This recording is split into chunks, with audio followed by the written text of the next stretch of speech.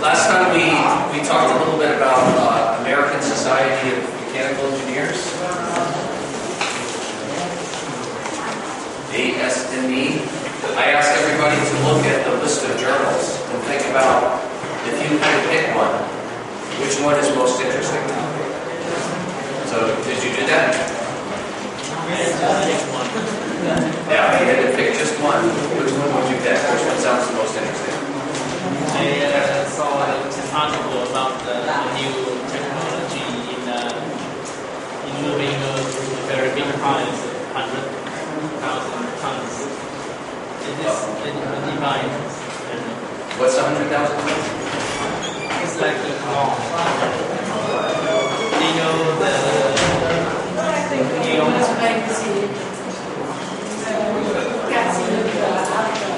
Can't see the articles, yeah. Yeah.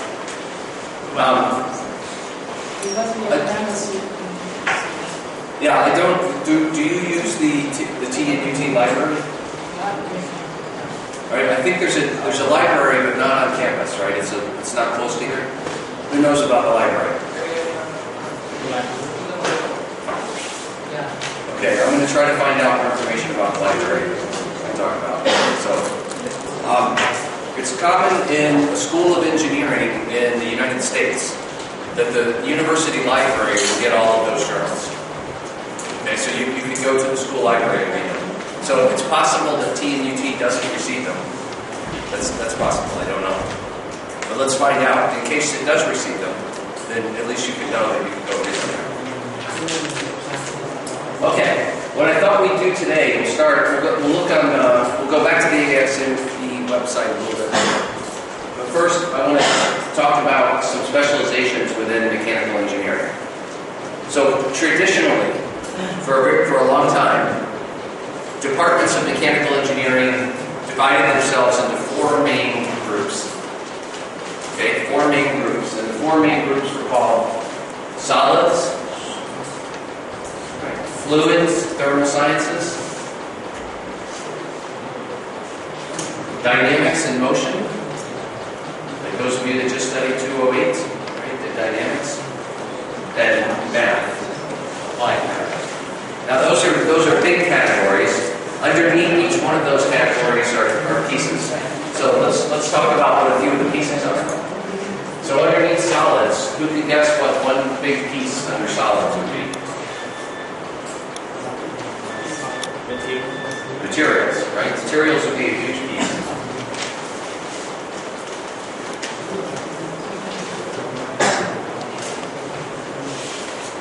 Now, let's go ahead and make this into smaller categories, right? Underneath materials, what kinds of materials? Steel. Okay, you think that's steel? That would be a big one by itself. You can have aluminum.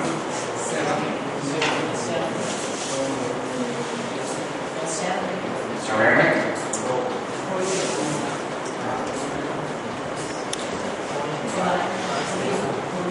Polymers. Okay.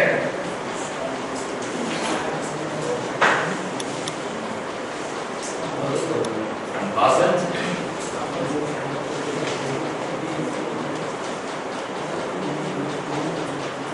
Let's pause for a minute and talk about composite. What does it mean? What does composite material mean?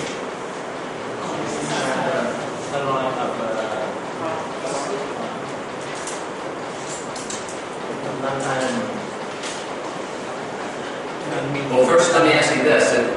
There are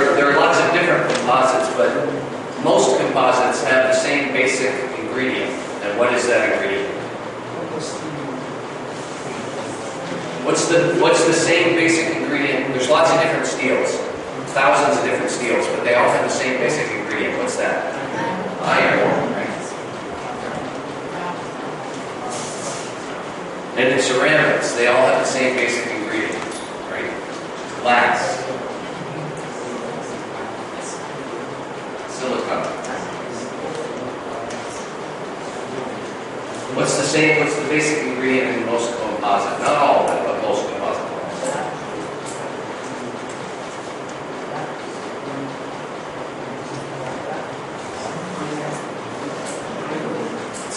It's not usually polymer. I thought it's not legal. It's usually carbon. Not all of it, but usually carbon. So for composite material, normally what happens is you take a bunch of carbon fibers,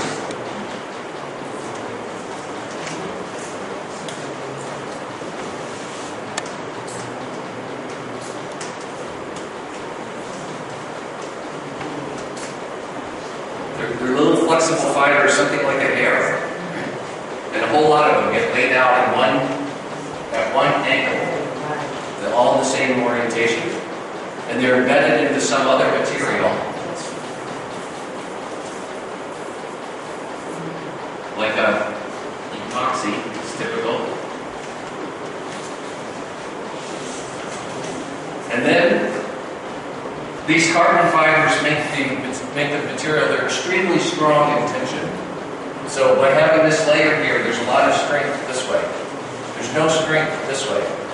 So then another layer gets put on top.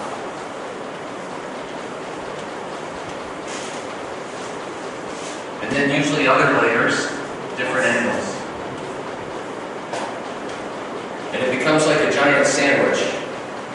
Like from the side, you see the ends of the fibers on one layer coming out, and then the ends going this way on the next layer, and then maybe this way on the next layer. And you build a big sandwich.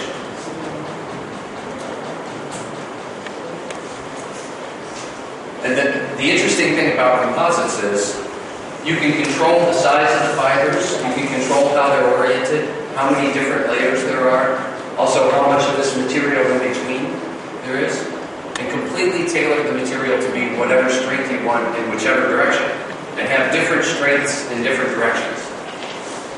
Right? So it gives a huge amount of flexibility in how to build the material, and carbon is very lightweight compared with iron. So the material that results is very light. So in a modern airplane, what are the main materials in a modern airplane? Aluminum for the skin and for the structure. Steel. But newer airplanes, they want to make more and more pieces out of composites. The trick with composites is they're not easy to attach to each other. Steel? Steel is easy to attach. There's lots of methods for attaching steel. You can weld steel, you could put rivets, so-called rivets in, but composites don't do well for that. A sheet of composite is usually very strong, but if you try to attach it to something, maybe you drill a few holes so that you can put screws in, then it usually fails around those holes, it cracks. Or if you try to glue it, it ruins the structure of the sandwich. So it's very difficult to attach. Now, Boeing has a new airplane that's got to have more composite than any other airplane in history. It was supposed to be released 2 years ago. It's already 2 years late because of some problems with this. Anybody know the model number?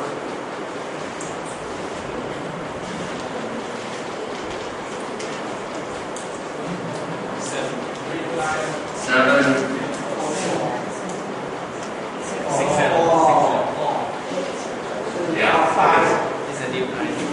787. The Boeing 787 will be the lightest airplane ever made if they can be successful. But they still have some trouble with it. Do you know what the number means? The numbers mean mostly the order in which it was built. With Boeing, each new airplane has a bigger number than the one before. That's usually what it means. It doesn't mean about the size. This plane is also interesting because we talked before about, for instance, with cars. If you go out on the road and you look at cars, they're all different. Why is that? You know, different models of what is the best car. So what about the best airplane? What makes the best airplane? Boeing, for the last 10 years or so, put most of their investment into this model. What did Airbus put? What's the main Airbus plane? The big news from Airbus in the last 10 years was which model?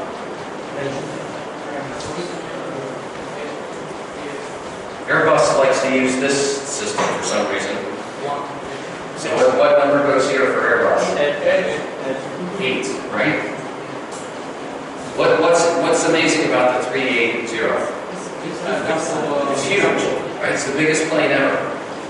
It actually, interestingly, if you look at it from the top,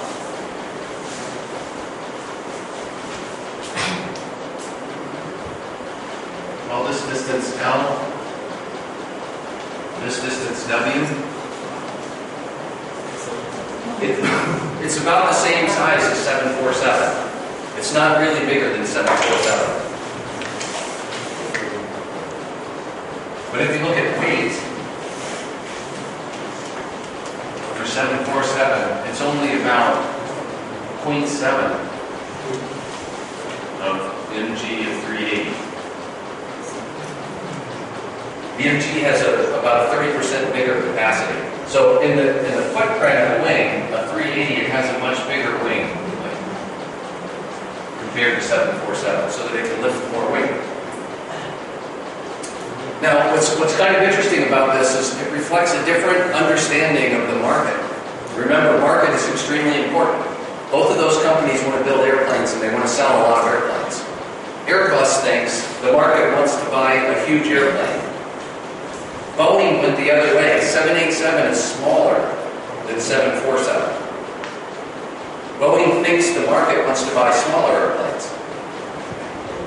The traditional airplane market is called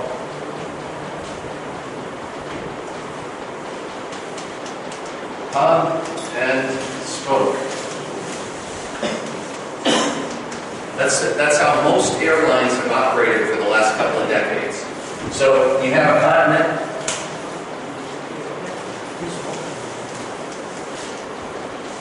and you have a few really big cities, and the idea is that you fly a really big airplane in between these big cities,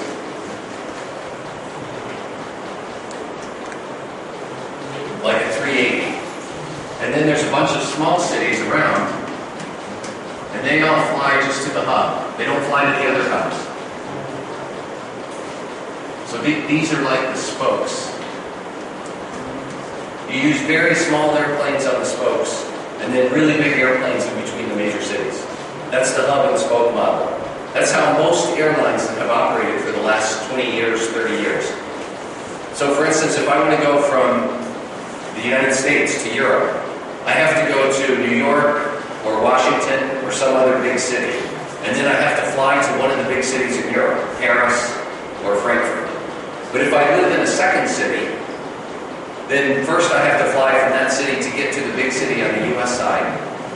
And when I get over to Paris, if I'm going to a second city, I have to fly another flight over there. So it takes 3 flights.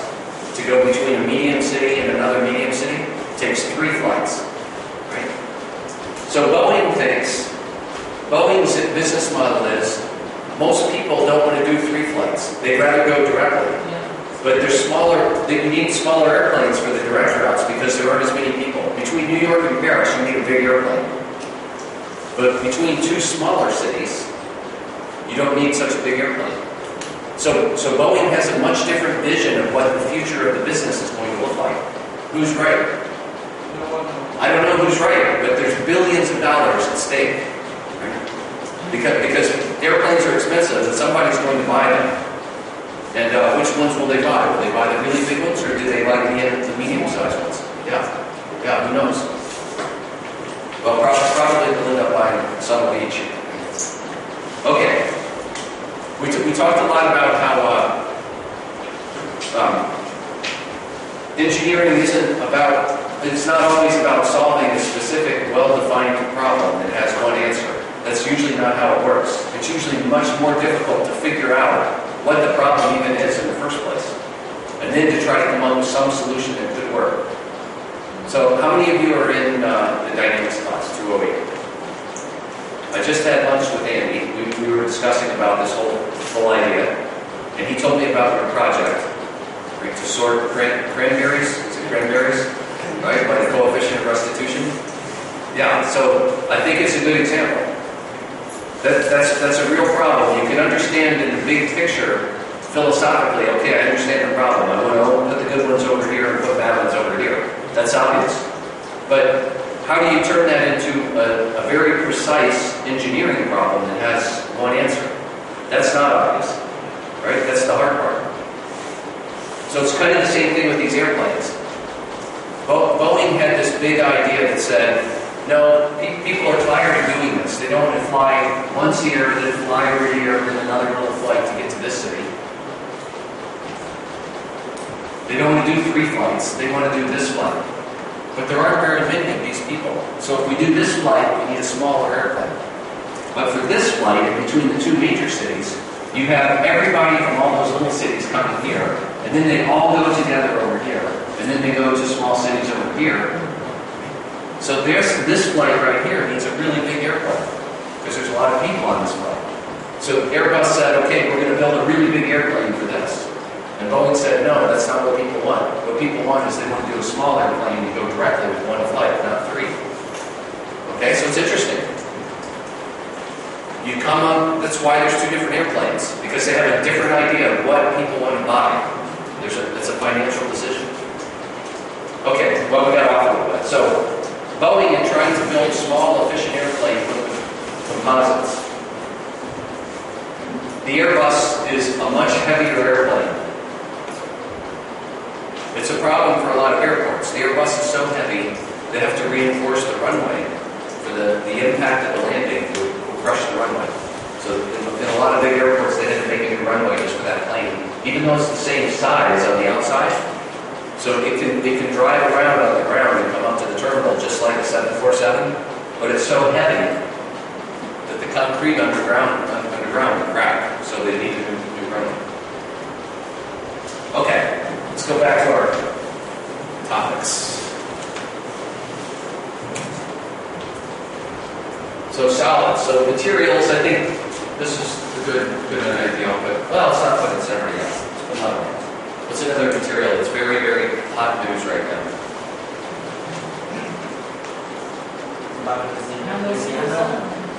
Say again? Yeah, nano. Everything nano. Hot news right now. And did you say it differently? The superconductor. Okay, superconductor.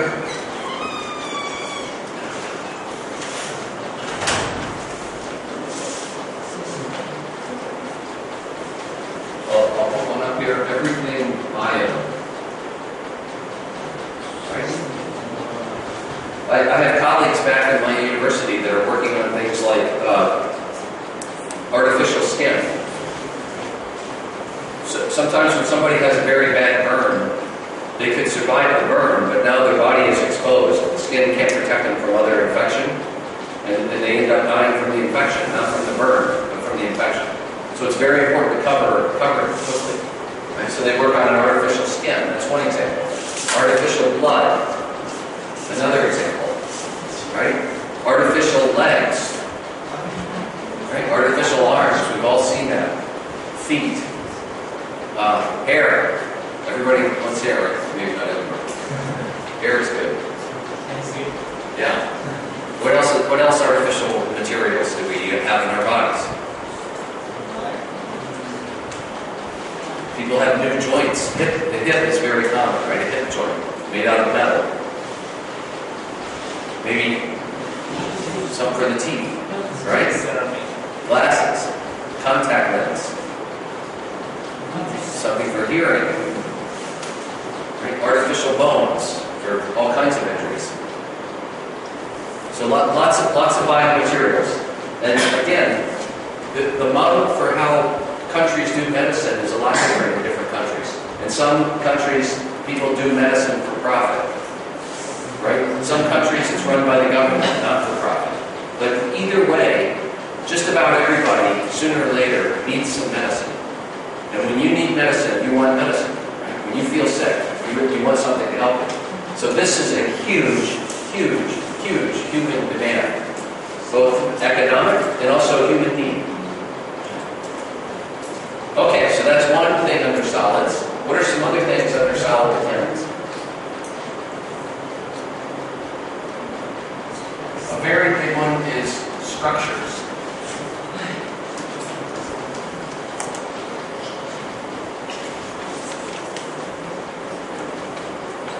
Now, the word structure, in most common use in English, not among engineers, but if you go out on the street and talk to an average person, if you say structure, they think of a building like this, or maybe a bridge.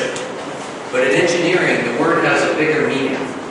Like inside of the airplane, the thing that supports all the shape of the airplane is a structure. Inside of the car, there's a structure to support the car. Inside of a machine, there's a structure to support the machine. There's structures everywhere. The structure of the PC. Right? What protects your PC so that if you drop it, it's okay. Maybe it's not. Okay, so structures is a big one. And how about some of the, well, we talked about a few of the applications. That's probably good enough. What else under solids?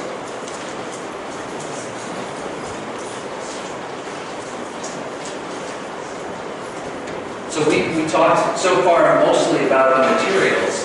What about processes? Remember engineering, we talked about how we're going to invent a new world. Sometimes we make something new. Sometimes we do something different. Right? So under solids, can you think of something that might be a process that you could study? Corrosion, right? Could be something.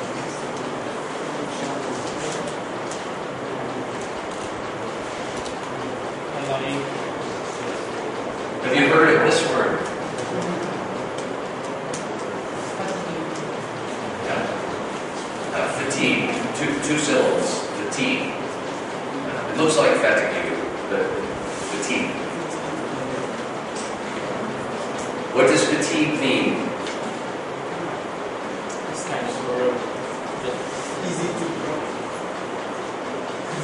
What does fatigue mean for a person? So tired, right? That's fatigue. When you're really, really tired. What does it mean for structure or solid? Well, it gets weaker. It means something gets weaker, but what makes it get weaker? I think it's about the strong of the material. It has to do with the strength of a material, but the strength of the material under what conditions? It changes. Under the time of work. Yeah, so a lot of things that engineers build have a repetitive motion, right? The machine spins around and around. Maybe on your car, the wheels go around and around and around and around. And then every time you hit a bump on the road, the wheel bounces up and down a little bit. So in the car, there's a suspension. Here's the wheel spinning. And when you hit a bump, the suspension has to do this. So all of that motion, when you first build the car, it's nice and strong. But the longer this happens, the more times it happens, it slowly starts to get worn out a little bit. That's called fatigue. Yeah. That's a big problem. Let me just on the side mention it.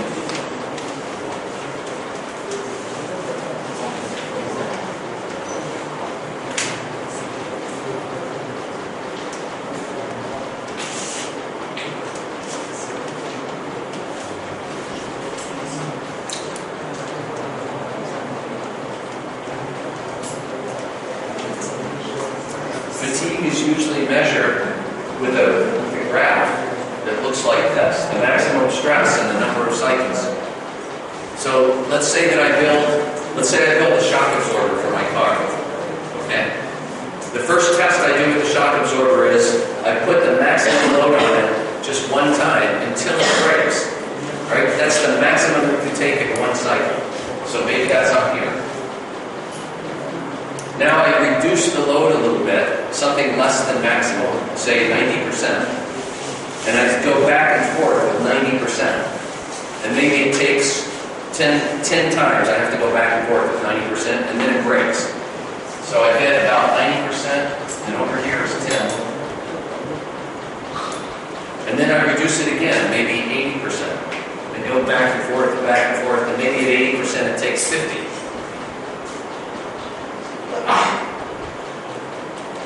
And I keep repeating this experiment. And most fatigue tests look something like this. There's a limit where you won't break it. If the load is low enough, you can put on an infinite number of cycles, and it still won't break. It's low enough. But in this range, from whatever that lower limit is up to this range, there's a lifetime limit. It can only take so many cycles. So if I'm designing a shock absorber, big business, right? For motorcycle, car, truck, whatever it is, right? I want to go out on the road and figure out how many cycles is this car going to get. Let's say every time I drive to the store, every time I drive to T&UT to go to class. How many cycles does the shock absorber get? I want the shock absorber to last for 5 years. Every day it feels 1,000 cycles. So 1,000 times 300 is 300,000 times 5 years would be 1.5 million. So I want to figure out on here, where is 1.5 million? That's the limit. So I have to make sure that on my design, the stress is below this number, somewhere down here. If it's above that number, the shock absorber is going to break before 5 years. Okay? Now, because mechanical engineers work on almost everything that has motion, fatigue is a big deal. Fatigue comes up over and over again. What's the fatigue limit of your computer? How many times do you open the lid, shut the lid? Open the lid, shut the lid. Open the lid, shut the lid. 8 times a day. 8 times a day. How long do you own your computer? How old? Yeah, how long will you own your computer? 2 years. Say 3 years. 8 times a day for 3 years, right? So that's, let's see, 8, 2,500, about 10,000. We'll call it 10,000. So it better be able to survive 10,000. Somewhere there's a factory, and there's a machine with those computers, and it's doing this 10,000 times to make sure it doesn't break at 10,000. Okay, that's fatigue. Any questions about that? There's another one that goes along with this called creep.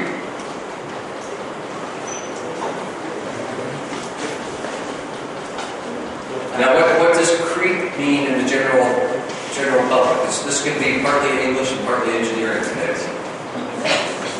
What's a creep? If I say you're really a creep, what does that mean? Is that a good thing or a bad thing? It's a bad thing. You know, creep is an insult. Creep means somebody that's not very nice. Okay? But that's not what it means in engineering. That's not what it means in engineering. Who knows what creep means in engineering? Some of you had 209, right? With Bert Marsh.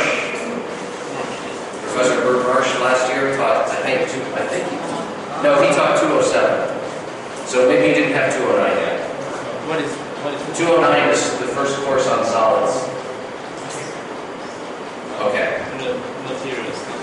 You had 207, which is statics, and you had now 208, which is dynamics. So we're coming to this side. And you had thermodynamics with Dr. Chapman, Professor Chapman. Thermodynamics goes in this category. 209 is the first course in this category, but you haven't had that yet.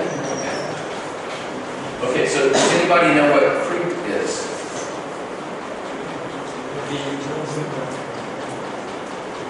Now you have trained, and after so long time it will be moving a little bit longer than the... Yeah, that's it. That's right. Okay. Okay. So let's suppose that we took a nice heavy load and we tie it up in a tree using a rope, right? And we decide we really want it to be this high. So we tie it, and it's perfect, exactly where we want it.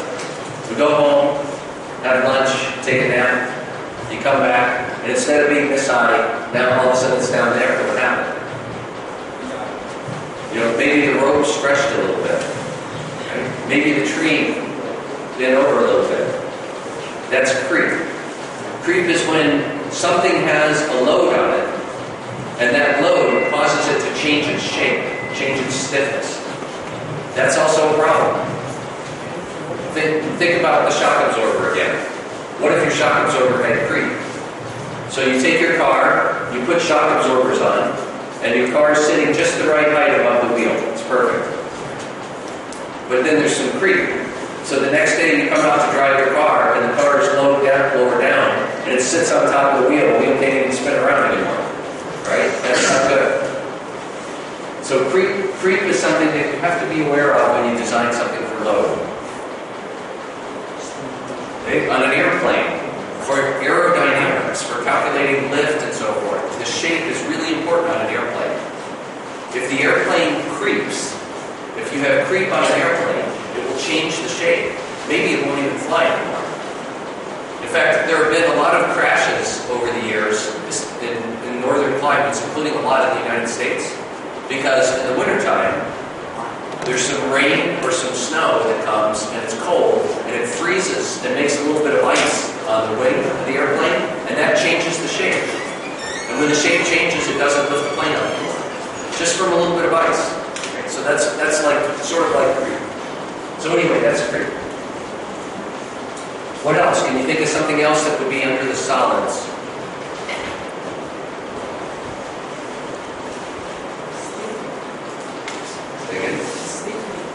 Stiffness.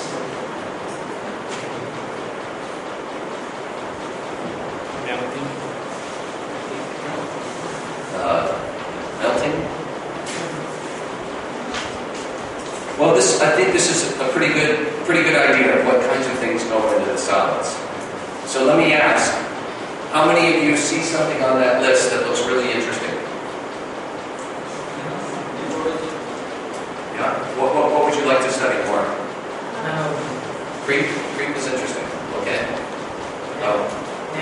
Nano is very interesting. Who else sees something interesting on this list? There's more lists coming, so you don't all have to see something on this list. Who's interested in aluminum? Not so interesting, huh? Aluminum's kind of old, honestly. It's still extremely important, but it is kind of old. It doesn't seem as exciting as, say, nano. It seems more exciting. How about composites? How about biomaterials? Who thinks that's interesting? Yeah? Superconductor. Also interesting. Okay. Steel. Yeah? Steel is one of those huge industries all around the world. Right? Steel is really important. Millions of tons every year. So it also, in some ways, it seems kind of old, but it's still extremely important. So, polymers. We didn't really talk about them. Yeah, we like it because our money is made by it. Okay. We like it so much. Who's interested in the general idea of structures?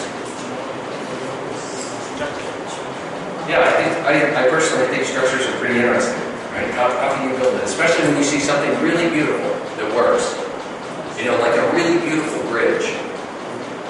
There's some very famous bridges in different places all around the world, right? That they work, and yet they're really beautiful to look at. So somebody figured out how to make it hold up all those tons of cars and trucks, and also made it really beautiful. I think that's nice. Soccer stadium, football. Yeah. Some football stadiums are just beautiful to look at, and they stand out. They work. A lot of cars, a lot of airplanes, helicopters, motos are really beautiful to look at, and the structure works. Who's interested in corrosion? Doesn't sound so sexy. You like that? Yeah, we say, that's a common word sometimes in engineering, we say sexy. So something that's sexy, yeah, it's kind of nice, I like that. Corrosion doesn't sound so sexy. I don't know. Fatigue. Yeah, fatigue's a big one. Okay, so I mentioned yesterday my first job working on a jet engine, and specifically the part inside the engine where the combustion takes place. I had a problem with thermal fatigue. When the engine sits on the side of the runway, every piece is the same temperature, there's no stress. But as soon as you start the engine up and start burning gas, one side of the metal is very hot compared to the other side. The hot side wants to get bigger as metal expands. So this is like putting a really big load. It's as if somebody put a huge amount of weight on it, right? Really loaded it up. It's trying really hard to push the other part apart. And then when you turn the engine off again, it goes back to normal. Then you turn it on, it goes out again. So it creates a really big stress load that's only from heat, makes it a stress load. How many cycles can it survive? That's the challenge for that engine. It's been very expensive to take the airplane out of service and fix the engine. Right? Fixing the engine is expensive, but that's not nearly as expensive as all the money you lose because you can't sell tickets while you have to work on the airplane. So it's when you lose the service of the airplane that it's really expensive. So it's worth spending a lot more money on the engine in order to keep the airplane flying for a longer time in between fixing it. Good financial decision. So who's interested in fatigue? Okay. How about creep? Yeah. Okay. All right, let's talk about fluids and thermal sciences.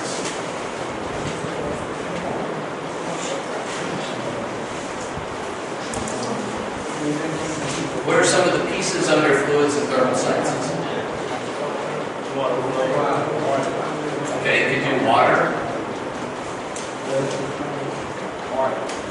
You can do oil.